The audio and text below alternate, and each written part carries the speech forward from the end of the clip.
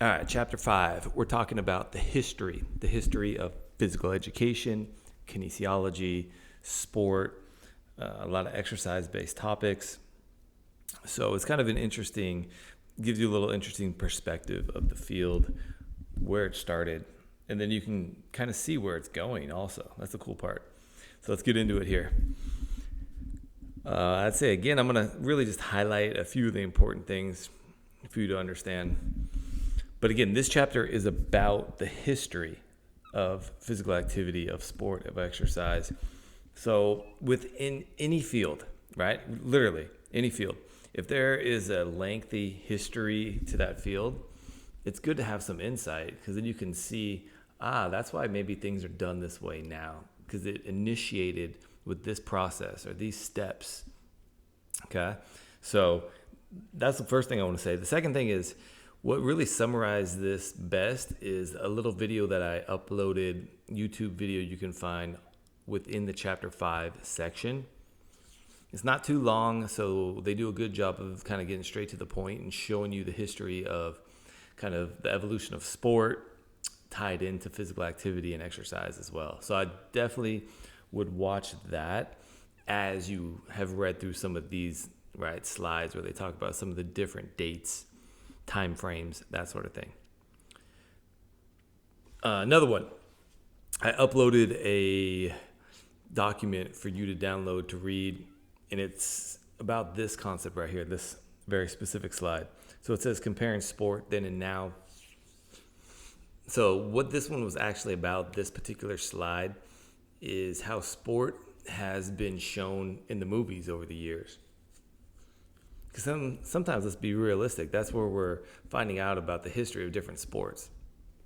You know, maybe some of your even like kind of favorite movies growing up were like, oh, these great, winning victories, whatever it is. Or even maybe you watch like A League of Their Own or something like that at one point, and you're seeing, oh, that's the history of women's baseball. Like that literally is taking us through that era. So again, it's an interesting little read here that I kind of put together for you. Along with that video, we'll provide some context for this chapter. Because otherwise, there's only a few kind of important key elements here. Let me get to them that I want to address. And again, most of this is going to be you reading through some of these content on your own, along with watching that video. Okay, so one thing you need to know in this field, what a primary source and a secondary source is. But this is related to all fields of history of, right? Especially when we're looking for us at specific like documents, we're looking at, let's say, data, we're looking at studies. So a primary source is, directly firsthand account, this direct evidence created during that time period, okay, which it was studied. So it's very direct. So let me give you an example. So in the kinesiology field, especially where I live within training athletes, speed development, power development, a lot of the resources are from like Eastern Bloc countries, say like Russia back in the day, when they were really funding these sports scientists to come up with the best protocols to make their Olympians win gold. So there's all these resources that people use still to this day, and they're primary resources because it's the text from names like Verkhoshansky and Zasiorsky and these different names, and it's a first-hand account of what they essentially did during that time period. A lot of it was the 70s, and it was interesting. So, but then there's also this idea, it says on here, secondary sources. That's where it's already taken one level away. So there's some interpretation or some analysis of the primary resource or data. You see that as well too with some of the old history of different like sports and events and leagues, where it's like somebody going back and looking through things like, oh, this is the kind of the information I found and I'm going to present it to you. So there's a lot of secondary sources within this branch of the history of kinesiology or physical education. Okay, so those are just two kind of key terms that you should know in our field going forward in the kinesiology field. Okay. So again, a lot of different time periods. Some of these are discussed actually specifically in the YouTube video. Here's one I just wanted to jump on really quick. Maybe you've heard of this before, I'm assuming, the YMCA, right? Became super popular in the US, say even in like the 90s, 2000s. But it dates back very far. So the YMCA and the YWCA, it actually stood for the Young Men's Christian Association. So then it was the opposite too, the Young Women's Christian Association. But think about it like this. These were almost the first like fitness franchises. So you see things like today, maybe you've heard of, I don't know, CrossFit. Then maybe you've heard of all the different box gyms that are out there, like 24-hour fitnesses and things like that, LA Fitness, Crunch, whatever. Those are different like organizations that are based off of like gym memberships. But then that's kind of what this was, along with a program. It was like a lifestyle of activity and exercise back in the day. Especially for women, it wasn't, normal for them to be participating in some of these different activities. So you join this organization, and it was like an outlet for a lot of these people to do things like types of exercise, sports, that sort of thing. So it's very interesting when you look at it as like, shoot, this was like the original OG of any exercise program that's out there today. This is what it used to be back then. Okay. So again, to me, that's kind of interesting when you look at it with that perspective. Again, I'm going to kind of skip through some of these things you should look through on your own in terms of some of the history of the dates and the organizations and things like that. But I want to get to, here we go. One of the concepts, one of the most kind of dominant professions in our field would be athletic trainers. And what's interesting is, so an athletic trainer, we'll go into more detail during the semester. One of the chapters actually covers all these different professions, but the athletic trainers are essentially the professionals at the different sporting events that are on. You see them on the sidelines. Somebody gets injured, they run out on the field or court. A lot of the times they're doing before game or between game.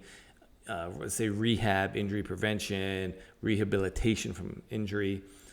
But this is not new, right? It says like the organization started in 1950. So that's extremely interesting to think about that, right? Like we've developed since then in terms of the profession, and literally every high school has an athletic trainer. Every college has multiple athletic trainers. Every professional team has multiple athletic trainers. So it's just interesting to see how it's developed over the years. And again, I wanted to bring this one up because it is pretty popular within our field of kinesiology.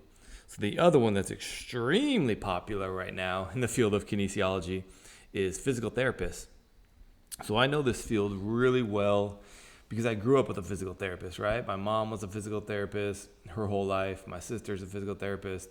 So I know this really well. I am not. See, that's the point, right? Like I know what it is, so I didn't go down that route. But it's very interesting because when I grew up, it was popular, but not like today even. I mean, now today, like any kind of injury, anything, boom, go to physical therapy. Any ailment, any like recovery from surgery, boom, go to physical therapy. So the modalities that are used these days in physical therapy continue to grow and grow. The different like technologies is basically what I'm saying. So it's very interesting. I put on the Chapter 5 notes the education requirements, how they've evolved over the years. So just so you know, a lot of you want to be physical therapists, which is good, but you need to have a doctorate of physical therapy. So you're going to have some extended school time. Just be aware of that. And it's expensive too. It is not cheap. So just be aware of that. It's you can make good money. It's a good profession coming out of that program. But you're just going to have to put the time in. And there's different, like basically volunteer hours you have to put in, that sort of thing. So that's why I wanted to really touch on this one when it said physical therapy up there. And again, I want you to look on the Chapter 5 notes how the educational requirements have evolved over the years. Okay. I think that's enough said on that. Then really, again, read through. One thing I wanted to end with on this chapter just making sure you're aware of this idea and this movement that really like changed the foundation of sports, especially in the context of the college setting, really in the high school setting. And this is the Title IX. So Title IX, a couple different things. Try to summarize for you that are not on the slide. Just even kind of thinking through situations that I've dealt with over the years, working at colleges, training athletes. But it initiated with, it was really like a civil rights mandate. Okay, so it was a federal law prohibiting sex-based discrimination in any educational program or activity that receives federal funding, right? State funding. So the other part of it was this balance of in athletic departments. There's this relationship, the balance between the different sporting teams, to have different male teams, female teams, and a balance between the two. So you couldn't, like back in the day, like you couldn't just have football, which is going to be right only a male team, and then you have men's basketball and baseball, and like no. So there had to be this automatic balance built into the program. Okay, so if you're going to add football, right, 60, 80 male football players, awesome. But then you're also going to add, I don't know, softball. You're going to add women's volleyball. So then there's a little bit of a balance between these sports, right? When you talk about the numbers of athletes enrolled in each sport, and is it a male, female, gender? Okay.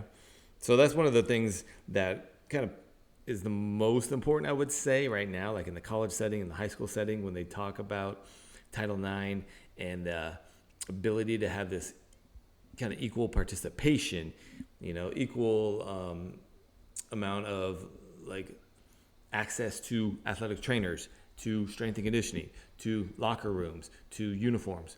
Okay, so it was a great thing. Obviously, that happened. Anybody that is in the sports field is on board. It makes sense. So just making sure you're aware of this concept and when it came about. Okay, so it came about in the 70s. What else? I think that's about it on this chapter. Again, I want you to kind of look through some of these different things. This slide right here is not as important as some of the other dates. And again, the documents that I uploaded that are under chapter 5 and the video from chapter 5. Alrighty, so I will see you in the next chapter.